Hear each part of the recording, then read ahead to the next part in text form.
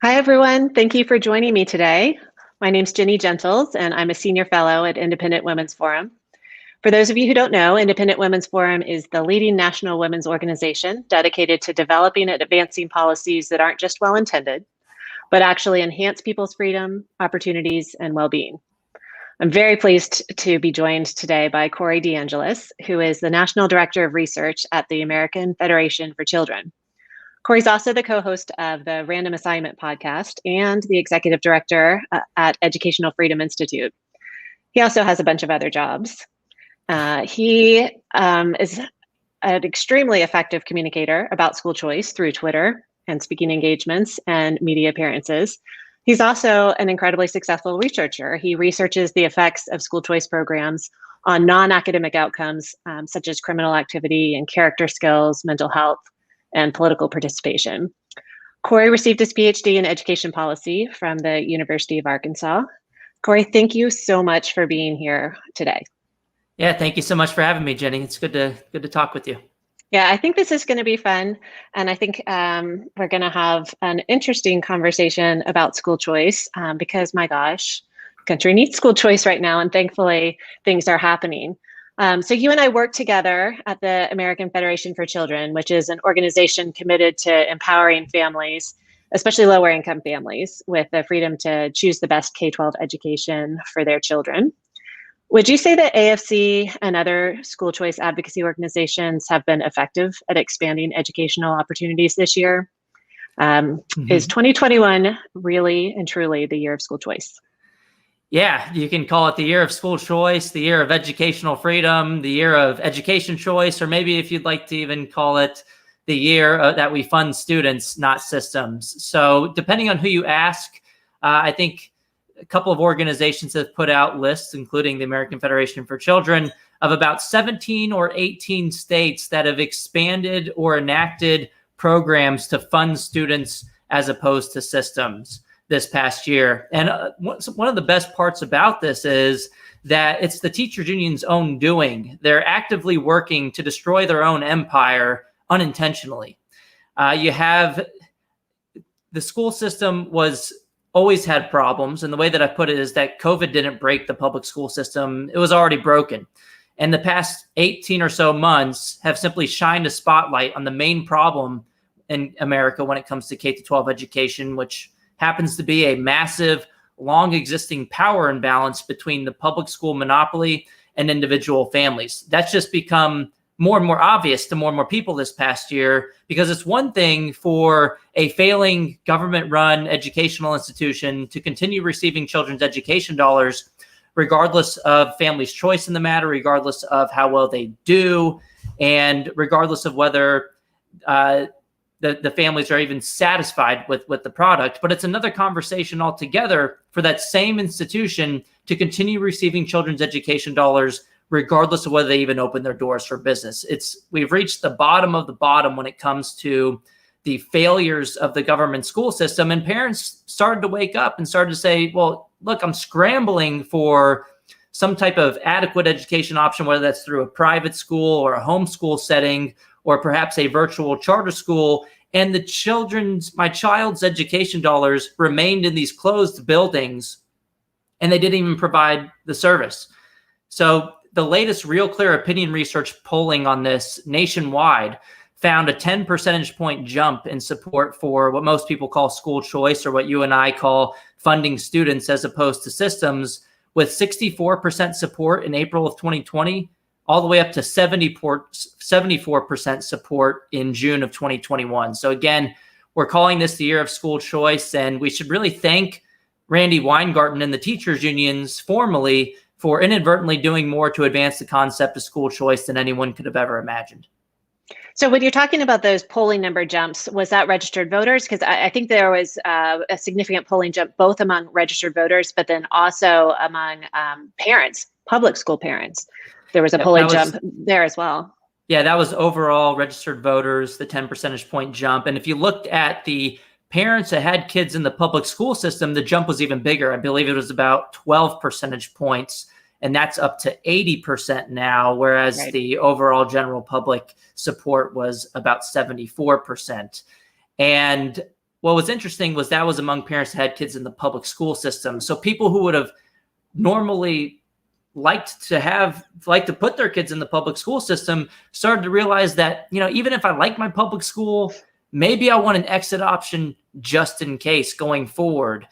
Parents don't want to feel powerless ever again. And what's great right now is parents are waking up and they're fighting against the system, whether it comes to disagreements about the curriculum in the school, whether that's sex education or whether that's critical race theory in the classroom. Or we're seeing fights right now at school board meetings about mandatory masks for all students in schools. And some families disagree with that, especially because there's limited evidence that forcing kids to wear masks in schools actually reduces transmission for children in schools or hospitalization for those kids in the schools. And all of these fights that we've seen over the past year, all they really do is I think they're all just symptoms of the real problem, which is we force everybody into a one-size-fits-all system. People are going to disagree about what type of curriculum is going to be in the classroom. People are going to disagree about what type of face coverings a child should wear.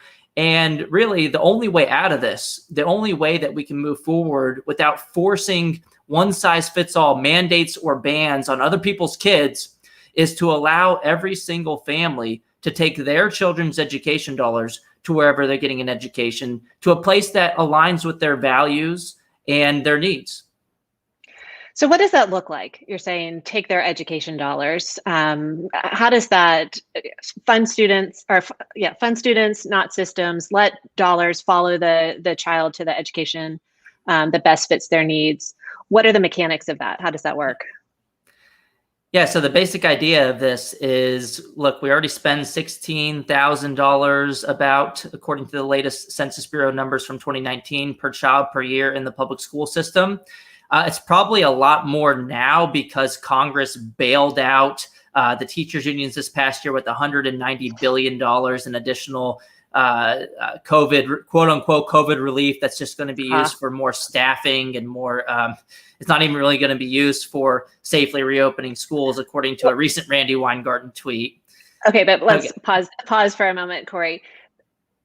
Randy's not the boss of all of us, and Randy's not the boss of the 190 billion, right? We are hopeful as school choice advocates that governors will follow the lead of governors who have already taken that funding, that federal education funding, and made it portable so that families and students can use it to take it to the school that best meets their needs, or have access to a fund like an education savings account fund where they can draw it down and access tutoring and services and things that they're going to need to fill in the gaps, because boy, did the district drop the ball.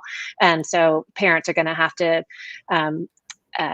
take matters into their own hands. So governors are using these federal funds. Some governors are. We are very hopeful that other governors will start doing that and direct their state departments of education to do that. So yeah, just wanted to stop you there. I don't want to be hopeless about that 190 billion being flushed down the toilet. I think it will be if governors don't take the lead on that.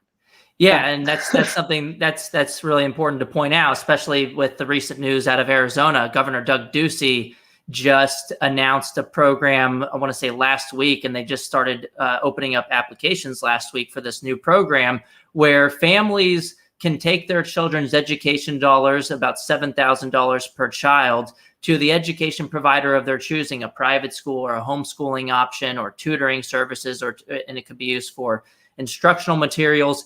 If their public school that their child is residentially assigned to is not is imposing unnecessary COVID restrictions on the kids, and that can come in a variety of ways. That could be through mandatory masking for all kids in the schools. That could be because of the schools closed for in-person instruction and only provide remote or hybrid options for the kids.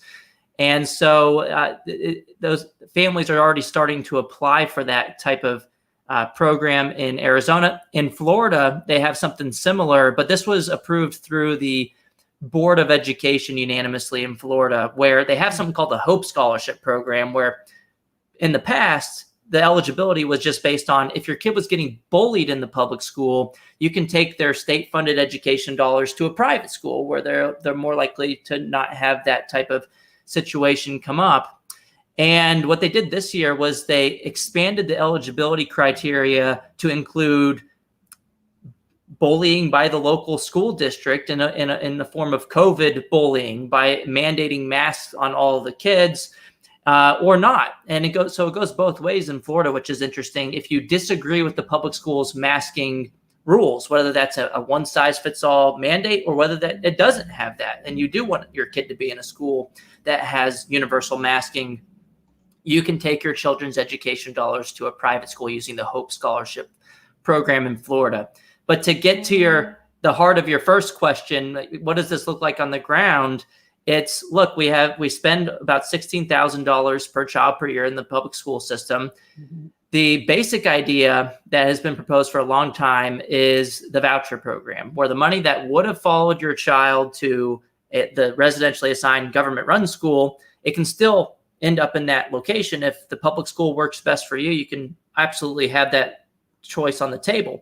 But if not, a portion of your child's education dollars would follow them to pay for a private school for tuition and fees. But the more the purest form of what we call funding students as opposed to systems is something called an education savings account. So this is kind of like the idea of what happened just now this past week with Doug Ducey in Arizona, where the funding doesn't have to only be used for private school tuition and fees. It goes into a student's education savings account. It could be used for private school tuition and fees, but it could also be used for homeschool services, microschooling, pandemic pods, educational therapies for students with special needs, can be used for any approved education expenditure. So this is really the future of school choice. We should even start talking about it in terms of education choice, because schooling is just one way to get you to an education. And this really allows for maximum flexibility on the part of the parents to really customize their children's educational setting. Right. And so we went from 5 states pre-COVID to having these ESAs, education savings account, to something like 10 now. Yep. 10. So thank you, Randy Weingarten, for that ongoing expansion of state ESAs. And I think you're absolutely right. This is the future. Parents have had their kids home, many parents, for a year and a half, and the deficiencies that they arrived home with became very clear. Hey, like, my left-handed child really had not mastered handwriting, and she certainly wasn't being taught cursive in her traditional public school. So getting her home was an opportunity to get her caught up in handwriting. Another child might have been very clear how much they were struggling with math. A parent could use an ESA and get math tutoring. Really meet those children where their needs are. And real quick, this idea is not something that we've never done before in other areas of life. I mean, we have so many other taxpayer-funded initiatives where the funding goes to people instead of government-run buildings. So, for example, with higher education, we have the Pell Grants for low-income students in the GI Bill, where the funding goes to the student, and they can rightfully choose public or private, religious or non-religious universities of their choosing. And the same thing with pre-K programs, with the federal Head Start program, for example, or other state-funded pre-K programs. Instead of the money going to a residentially assigned government-run provider of pre-K, the money rightfully goes to the family, and they have a choice in the matter. And that funding follows the decision of the family. We do the same thing with food stamps for grocery services. We don't tell low-income families they must spend their grocery dollars at a government-run, residentially assigned grocery store. And most people would think that would be absolutely ridiculous and a huge infringement on individual liberties. Instead, the money goes to the families, and they can spend it at Walmart or Trader Joe's or Safeway. The funding follows the decision of the family unit.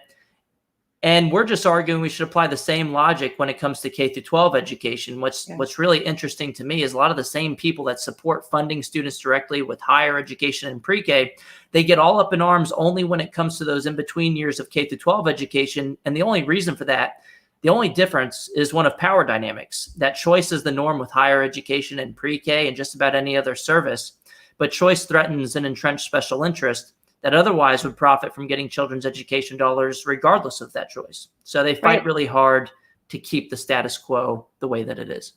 Well, within the K-12 world during the pandemic, parents actually did get that grocery store option with pandemic, I think they were called EBT cards or accounts or something like that, because students could no longer go to the physical school for their school lunch, for their meals program. They received the equivalent of debit cards so that they could go out and use those funds. Those funds were now portable. They could go out to the grocery stores and choose the food for their children. So we can do this within public K-12. We can do this within K-12 when it comes to food. I think we can do this when it comes to the other components of K-12 education. Before we go on to some other topics, I just want to make sure that we've made it clear to listeners just how much federal funding is out there. We talked about the $190 billion. That's in a pot called elementary, well, we'll just call it ESSERS. There's another pot, $3 billion, that governors got specifically way back with the CARES Act at the beginning of all that. I don't think all of it's spent. Governors still could spend some of that on K-12 education. And then there's another huge pot, $350 billion, I think, of state and local funds that governors can use for educational choice purposes, just like Governor Ducey has done. I think that at least half of the states are running surpluses now. So they're not actually urgently needing those state and local COVID emergency funds. This is an opportunity for school choice. We're talking about billions of federal dollars that are available. So that whole argument that, oh, our school district just doesn't have enough money, of course it can't do a better job. That's done, right? We're done with that argument. I mean, they have so much money, they don't know how to spend it. The initial $13 billion from CARES, and there came $64 billion, then $123 billion through the American Rescue Plan. They have so much money. I think if you do that divided by the amount of kids in the public school system, it's like $3,000 per kid. So I said earlier, we spend about $16,000 per kid. It's going to be about $19,000 per kid in the 2021 school year. And they keep arguing that they need more money. I mean, look at Chicago public schools. The latest budget that was put forward by Chicago public schools shows an increase of about $7,000 per student, from $20,000 per kid to at least $27,000 per kid over a couple of years. It's a 34% increase in just a couple of years. The Chicago teachers unions, of course, came back and said, "Oh, that's not enough money. We need more money, actually," because it's never enough money when you can take money from a third party that does not voluntarily pay the price that you're putting before them. I mean, the average private school tuition in Chicago is only around $11,000. Just imagine if you gave that $27,000 to families, how many options they'd have and how many higher quality options they'd have for their kids. In Los Angeles, they're expecting a huge increase too. I think it's also around $27,000 in their latest budget per kid. And when asked how they're going to spend that money, district officials said that even though they're losing thousands of students each year in Los Angeles public schools, they plan to hire 8% more teachers, 25% more custodial workers, and about 80% more psychological and social type workers. So it's become a jobs program, and it's been more about the adults in the system than it is really about the kids. If it was really about the kids, everybody would be for just giving the money directly to the families so that they can seek out the best options for their children, for their own children. Well, a population of parents who already knew what the districts were up to and already knew that districts and teachers unions were not operating with students' best interests in mind, but instead were more focused on the adults that were employed by those districts, is the families with students with special needs. So, from past conversations that we've had pre-COVID, that I have two really complex children. I feel very strongly that the traditional public school does not serve many or most children with special needs very well. I've written something about that recently, and expanded on how COVID made that brutally clear. These children were completely abandoned by their districts. They were not receiving services, even online, but certainly not in person anymore. And you're talking a lot of times about kids with extreme special needs who need services just for educational purposes, but also just speech therapy, occupational therapy. to abandon these kids for a year and a half is just absolutely cruel. So is there something that school choice can do to help families with special needs? And what's interesting here is a lot of the faults of these inequities that have resulted from school closures, they're in the hands of the public schools that refused to reopen and shifted the goalposts every step of the way whenever it came to the reopening debate, whereas the private schools opened up right away. I think the difference there was one of incentives, that one of these sectors gets your money regardless whether they open their doors for business. So of course the private schools are fighting in the courts against governments in order to have the right to meet the needs of their customers, whereas the public school teachers unions every step of the way were fighting to keep their doors closed. In states that had stronger teachers unions, they were actually more likely for that to happen. And some people in the media were blaming parents for seeking private education options when the government school system wasn't providing them. I think funding students, first, the blame lies in the hands of the schools that were not providing the services for the less advantaged families. But then two, the obvious solution to me was give that money to the students, let the families let more families have access to educational alternatives, so that would provide more equity. A lot of the media left that out. But look, there's one form of school choice for students with special needs that's actually nationwide that a lot of people don't know about, and it's in IDEA. And you might know a little bit more about this, Ginny, but if your public school district is not meeting the needs of your child with special needs, you could make the argument that a private school could do it better, and then the district has to cover the cost of educating that child. Yeah. That's a kind of a pain. I think you have to go through the courts to get putting that it done. mildly. Yeah, it's a big and fight. You shouldn't have to go into courts and go through all the costs associated with the court system and the time associated with that battle in order to find an alternative for your kid. You shouldn't have to prove anything to a judge when you know more about your kid than the people at the district schools or any bureaucrats sitting in offices hundreds of miles away. You should just be able to say, look, the public school system spends this much for my child in that system. I should be able to keep that option if it does work for them and meets their needs. But if not, that money should follow my kid to wherever they're getting an education, which could be a private school that might not be better at meeting those needs, or maybe it's a homeschool setting that's the best fit for a particular kid. So look, there's 21 states, I think, at least, from the latest data that I've seen, that have programs that are designed specifically for kids with special needs. Mm-hmm. And so school choice can really be helpful for students for which the traditional system isn't working for them.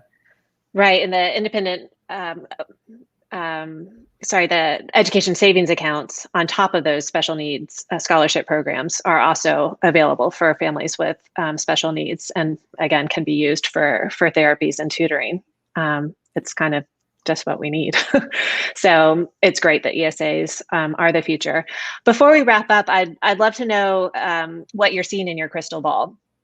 This was great news out of Arizona last week. We are hoping that's going to get some momentum going for governors to tap into these huge pots of federal funding.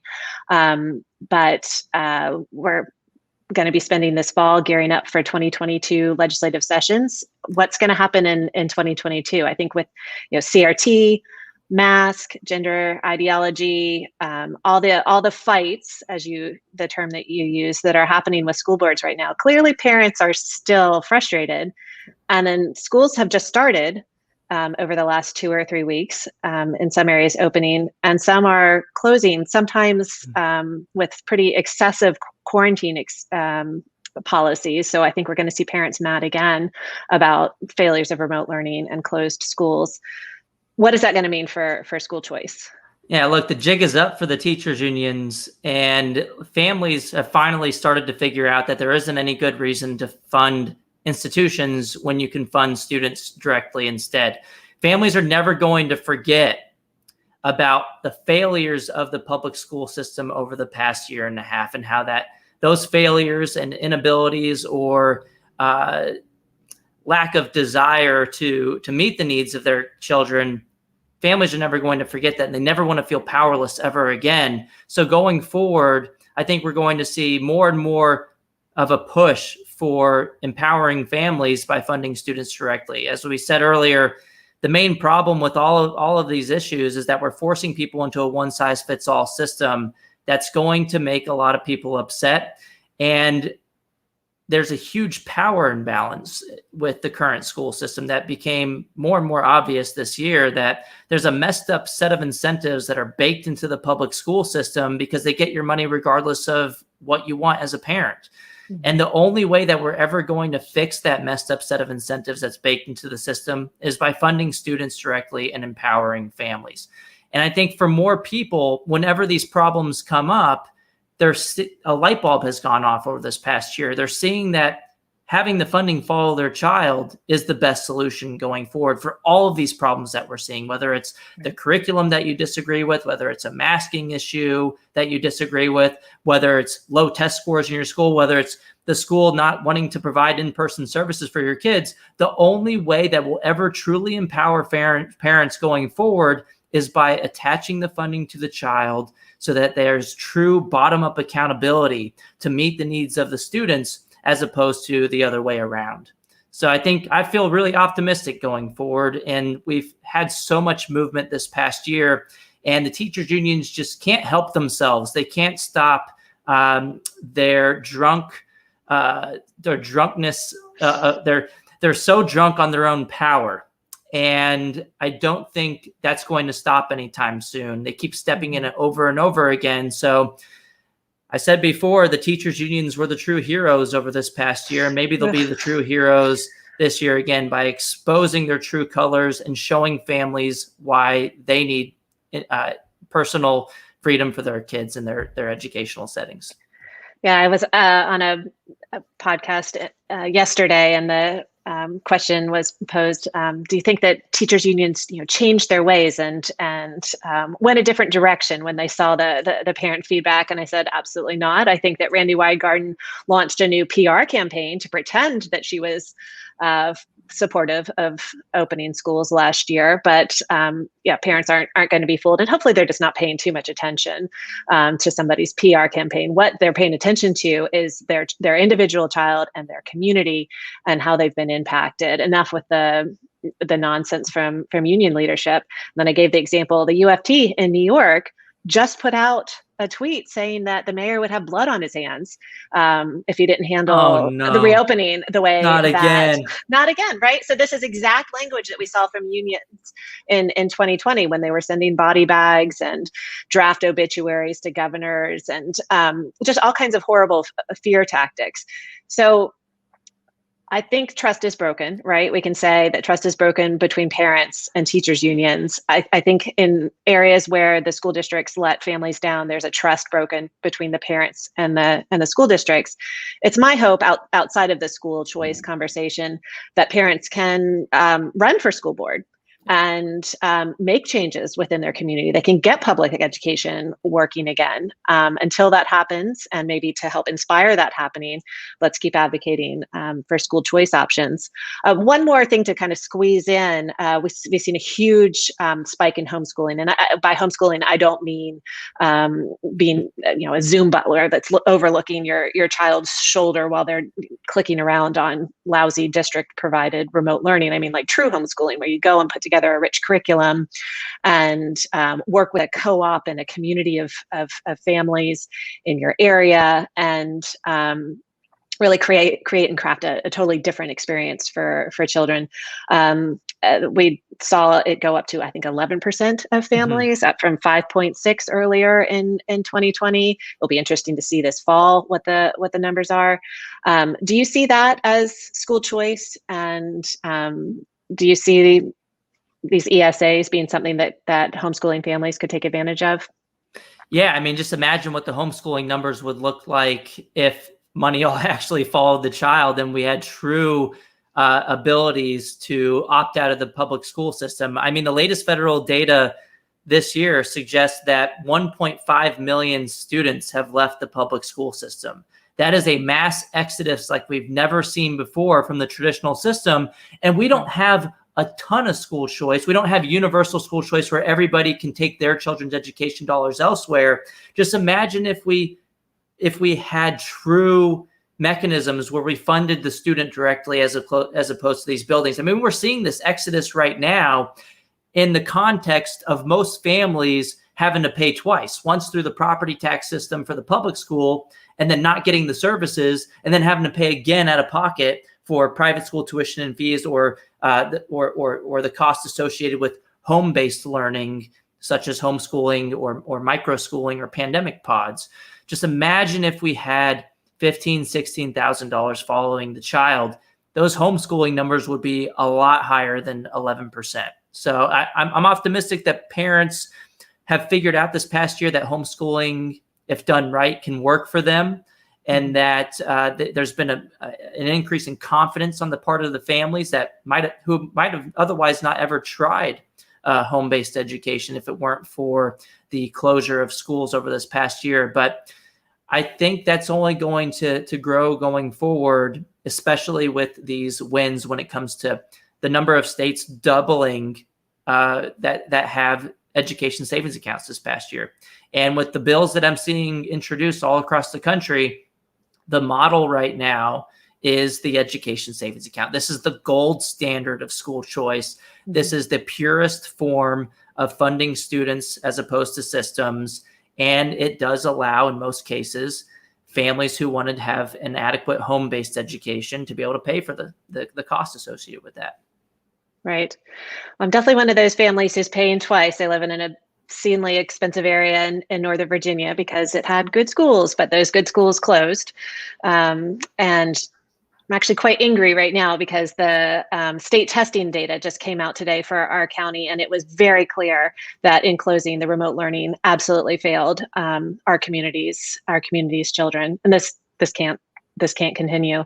I've now enrolled my children in a small private school that for sure was open last year with no closures, and I anticipate being open this year. And honestly, I feel great peace and relief in that decision, and I hope that school choice continues to expand so that all families have that option.